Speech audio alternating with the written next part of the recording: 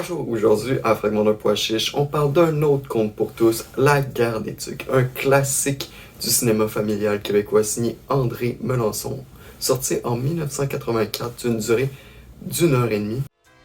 L'amour revient de guerre, le cœur en bandoulière. Il faisait froid au loin là-bas. L'amour revient de guerre. À Baie-Saint-Paul, un groupe de jeunes décide de passer leurs vacances scolaires d'hiver à jouer à la guerre. Ce conflit-là va opposer une base et un fort de neige. Le prix de cette bataille-là va être juste un ramassé de tous les objets de valeur de chaque personne. Et comment gagner cette guerre-là, c'est le groupe qui reste dans le fort à la fin, la toute dernière journée des vacances scolaires. Dans le fond, on assiste un peu à un grand roi de la montagne où va se côtoyer les thèmes de l'amour, des rudiments de la guerre, de ses lois, même, je dirais même, legit des crimes de guerre à une échelle d'enfant, les coups de la guerre et malheureusement sa tragédie. Premier thème de ce film-là, je dirais que c'est une plongée dans le monde de l'enfance. Premièrement, le casting s'est pas fait à travers une banque d'acteurs que le réalisateur aurait pigé. Non, le réalisateur a fait une tournée des classes à la recherche de vibes et de styles de jeunes, donc c'est pas vraiment des acteurs.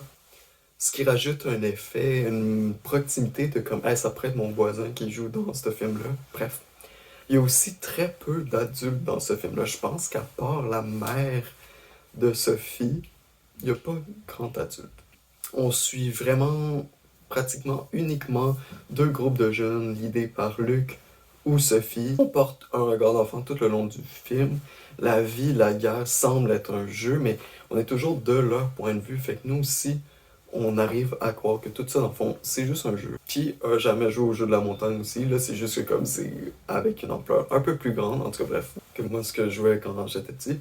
C'est vraiment tourné comme si on les suivait à leurs multiples points de rencontre, que ce soit genre justement au phare, à la base, à l'église, dans la rue.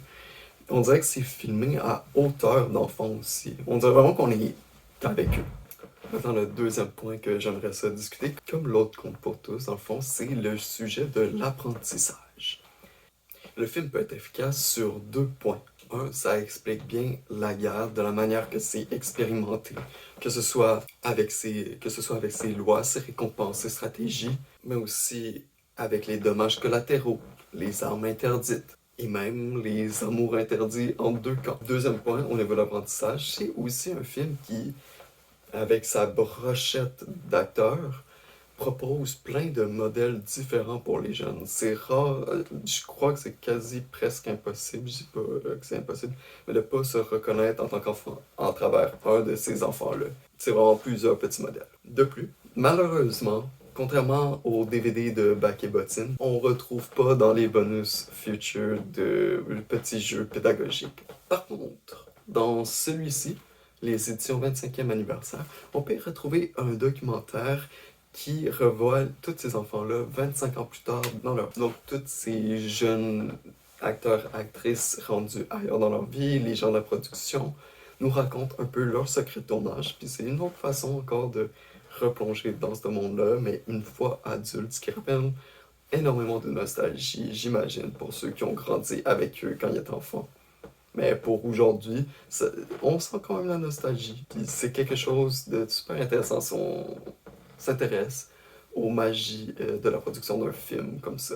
Voilà, je m'arrête ici pour le film de 1984 d'André Melançon, La Guerre des Tucs. Dans la semaine qui va suivre, je risque de m'attaquer au dessin animé ainsi que sa suite, La Course des Tucs. Restez à l'affût si vous aimez cet univers-là. Abonnez-vous, comptez quels souvenirs vous rattachent à ce film-là ou à tout autre conte pour tous. Et likez la vidéo, ça aiderait beaucoup. Sinon, prenez soin de vous. On se dit au revoir. Ciao.